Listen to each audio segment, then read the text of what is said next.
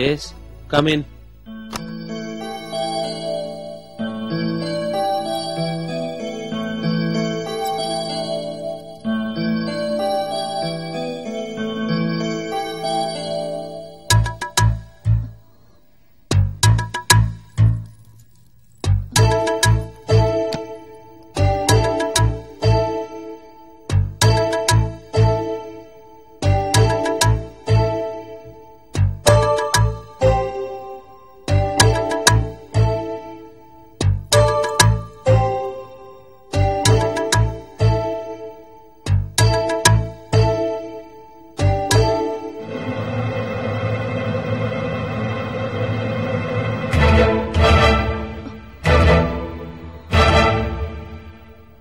ఏంటి అంత షాక్ అయిపోయి చూస్తున్నావు?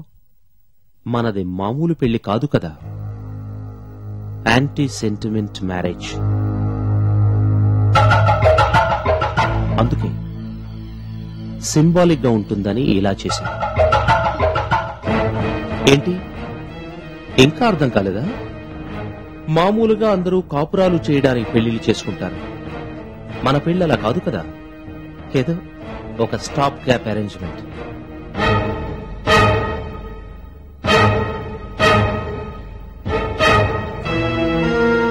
ఏంటి ఇదంతా యాక్షనా? నిజంగానే నమ్మలేకపోతున్నావా? ఏంటండి మీరు మాట్లాడేది? నిజాలు. ఏంటా నిజాలు? అది కూడా నా నోటితోనే చెప్పిస్తావా? సరే నీ ఇష్టం, యాజ్ యూ లైక్.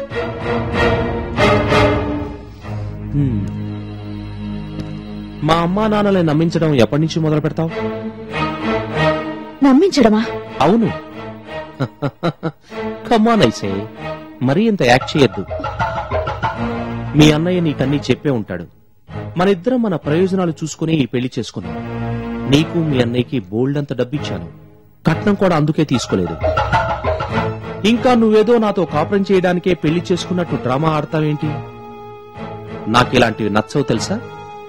నీకన్నీ తెలుసని నాకు తెలుసు. ఈ పరదాలన్నీ పక్కన పెట్టి విషయానికి రా.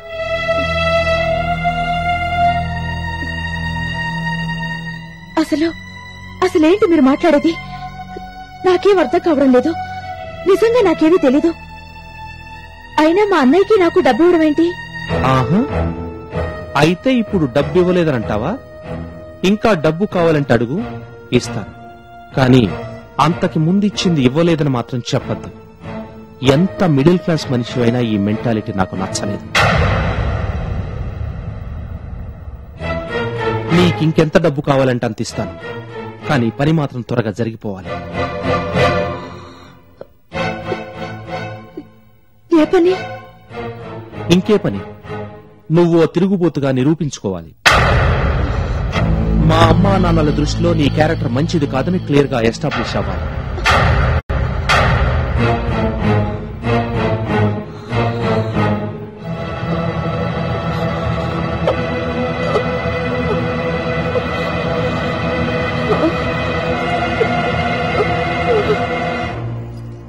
అయ్య బాబోయ్, నిన్నిప్పుడు ఎవరైనా చూస్తే నిజంగానే నీకేమీ తెలియదని అనుకుంటారు. మీ అన్నయ్య నీకేం చెప్పలేదంటే నమ్మేస్తారు కూడా. నిజంగా మా అన్నయ్య నాకేం చెప్పలేదు. అసలు ఏంటి మీరు మాట్లాడేది? డబ్బేంటి? నేను నటించడం ఏంటి? ఓ మై గాడ్, అయితే నిజంగానే చెప్పలేదన్నమాట. అయితే నీకు మీ అన్నయ్యకు మధ్య కూడా పాలిటిక్స్ ఉన్నాయా? ఏమో, అయినా అవన్నీ నాకెందుకు. ఆఫ్టర్ ఆల్ మిడిల్ క్లాస్ మనుషులు, మీ బుద్ధులు ఇలాగే ఉంటారు. మొత్తం అంతా తనే కొట్టేయాలనుకుని ఉంటాడు, అందుకే నీకు చెప్పుండడు. కానీ మేమిద్దరం క్లియర్ గా మాట్లాడుకున్నాం. కావాలంటే మీ అన్నయ్యతోనే అన్ని చెప్పిస్తాను. అసలేం మాట్లాడుకున్నారు? ఏముంది, నేను వేరే కులం అమ్మాయి నందనని ప్రేమించాను. తనను పెళ్లి చేసుకోవాలని కలలు కన్నాను. కానీ మా వాళ్లు నా మాట వినలేదు. మా పెళ్లి ఎట్టి పరిస్థితుల్లో జరగటానికి వీల్లేదని నా మెడలు వంచి పెళ్లి చేశారు. వద్దు ముర్రో అని నేను మొత్తుకున్నా నా మాట వినలేదు. ఈ సమాజంలో తమ పరువు ప్రతిష్టలు అలాగే ఉండాలంటే నేను వేరే కులం అమ్మాయిని చేసుకోవడానికి వీల్లేదన్నారు. అందుకే కట్నం కూడా అక్కర్లేదని మీ వాళ్లతో చెప్పారు. అసలు నేను ఇంత వయసు వచ్చేదాకా పెళ్లెందుకు చేసుకోలేదనుకున్నావు? ఎందుకే ఎన్ని పెళ్లి సంబంధాలు వచ్చినా ఏదో ఒక వంక చెప్పి అవాయిడ్ చేస్తూ వచ్చాను. మా వాళ్లకు అనుమానం వచ్చి ఆరా తీశారు. అప్పుడే నా ప్రేమ విషయం బయటపడింది. తక్కువ కులం అమ్మాయిని చేసుకోవడం ఎట్టి పరిస్థితుల్లోనూ కుదరదన్నారు. నానా గొడవ చేశారు.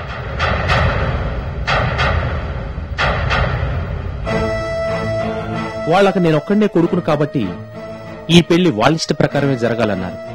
సరే, వాళ్ల మాట ఎందుకు కాదనడం? వాళ్ల పని వాళ్ళు చేశారు. నాకు కావాల్సింది నేను చేసుకున్నాను.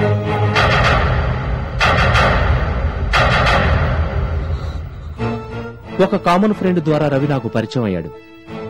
అప్పటికే అతను పీకల దాకా అప్పుల్లో కూరుకుపోయి ఉన్నాడు. తనకెలాగైనా డబ్బు సాయం చేయమని ప్రాధేయపడ్డాడు.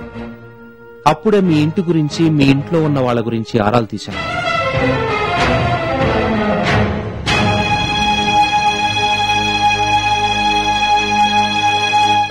మీ అన్నయ్య నీ గురించి చెప్పినప్పుడు నా బుర్రలో ఓ ఆలోచన మెరిసింది.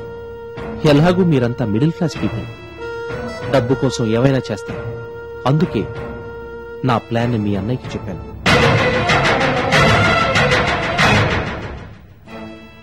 కావలసినంత డబ్బిస్తానని ఈ పెళ్లికి ఒప్పుకున్నట్టే నటించి ఆ తర్వాత నీ క్యారెక్టర్ మంచిది కాదని మా అమ్మా నాన్నలు అనుకునేలా నువ్వు ఇక్కడ ప్రవర్తించాలని మీ అన్నయ్యతో చెప్పాను.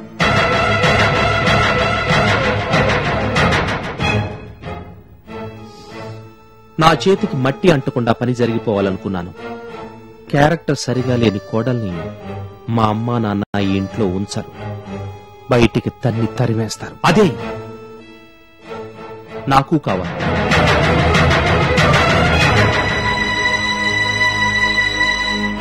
వాళ్లు కుదిర్చిన సంబంధం ఎలాగూ ఫెయిల్ అయింది కాబట్టి ఆ తర్వాత వాళ్లు నేను చెప్పింది వింటారని అన్నాను.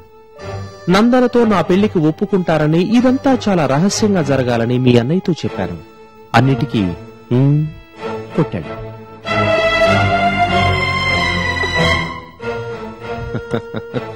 నువ్వెలాగూ మహాపతివ్రతవు కావు, నీ క్యారెక్టర్ కూడా మంచిది కాదు, ఆల్రెడీ నువ్వు పనిచేసే చోట ఎవరితోనూ తిరుగుతున్నావు అని మీ అన్నయ్య చెప్పాడు. ఎలాగూ నువ్వు అలాంటి దానివే కాబట్టి ఈ పనికి సులభంగా ఒప్పుకుంటావన్నాడు. నేను నమ్మాను. అతను అప్పంతా తీర్చాను, ఇంకా చాలా డబ్బు కూడా ఇచ్చాను. ఆ డబ్బుతోనే బిజినెస్ స్టార్ట్ చేస్తానన్నాడు. నేను మీ ఇద్దరికి డబ్బు ఇచ్చినట్టుగా అటు మీ అమ్మకి, ఇటు మా అమ్మా నాన్నలకి ఎవ్వరికీ తెలియకుండా జాగ్రత్త పడతానన్నాడు. ఈ విషయాలన్నీ నీకు క్లియర్ గా ఎక్స్ప్లెయిన్ చేసి ఆ తర్వాతే పెళ్లి చూపుకి అరేంజ్ చేయిస్తానన్నాడు.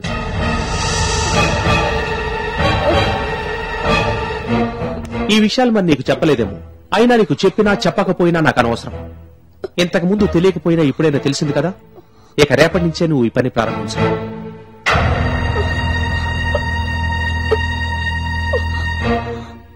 రేపటి నుంచి నీకు రకరకాల ఫోన్ కాల్స్ రావాలి. నువ్వు తరచూ బయటికి వెళ్తూ ఉండాలి.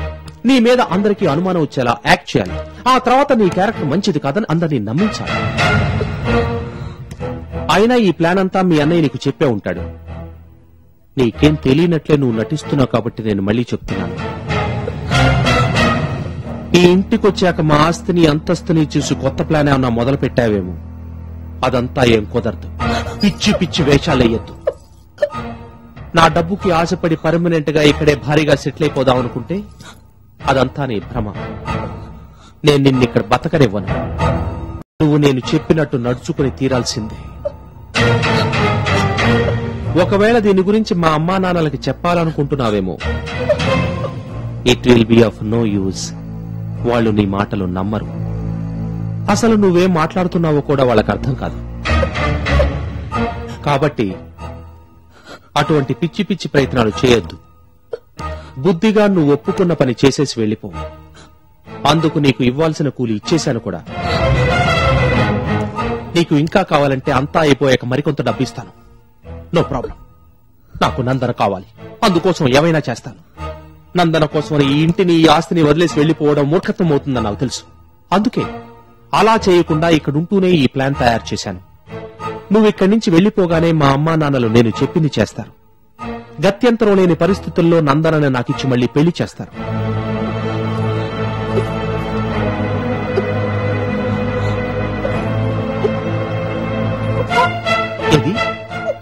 ఏది ఓ, నువ్వింకా చాలా అడ్వాన్స్డ్ గా ఉన్నావే. ఇలా ఆలోచించావా? ఎస్ ఎస్, ఇది ఇంకా బాగుంటుంది. ఫస్ట్ నైట్ జరక్క ముందే నీకు వాంతులు అయిపోయాయంటే ఇక తిరిగే ఉండదు. నాకు తెలుసు మీ మిడిల్ క్లాస్ వాళ్ళు ఇలాంటి ఆలోచనలు చాలా బాగా చేస్తారు. ఇంత గొప్ప ఆలోచన నాకు రానేలేదు. Go ahead. నువ్వు వాంతి చేసేసుకో. నేను గబగబా ఇంట్లో వాళ్ళందరినీ పిలుస్తాను. ఆలస్యం అమృతం విషం అన్నారు. ఇవాళే వాళ్ళకి నీ నైజం అర్థమైపోయిందనుకో, ఇక మన ప్లాన్ కి తిరిగే ఉండదు. నిజంగా ఏం తెలివి. I'm really proud of you.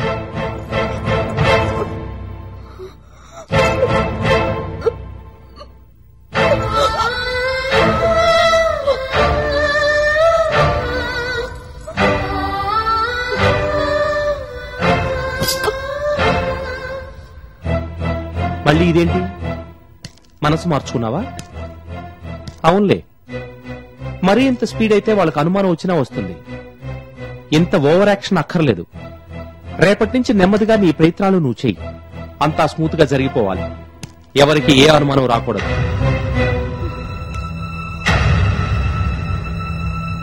అర్థమైందా?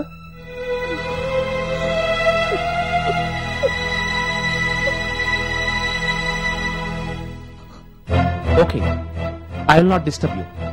ఏదో మంచి ప్లాన్ తయారు చేస్తున్నట్టున్నావు. Go ahead. All the best. And thanks for acting as my first wife.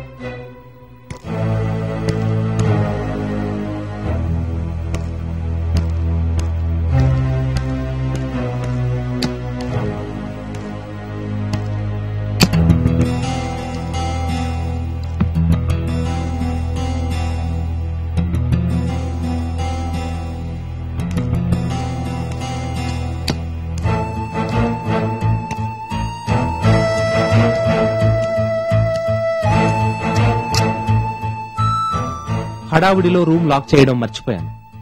ఇలా చేయకపోతే అందరికి అనుమానం వస్తుంది కదా. Anyway, good night, sweet dreams. Sorry, పొరపాటున అనేశాను. నువ్వు అసలు ఈ రాత్రికి నిద్రపోవద్దు. నువ్వు చేయాల్సిన దాని గురించి ప్లాన్లు వేస్తూనే ఉండిపో. ఉంటాను. బాయ్.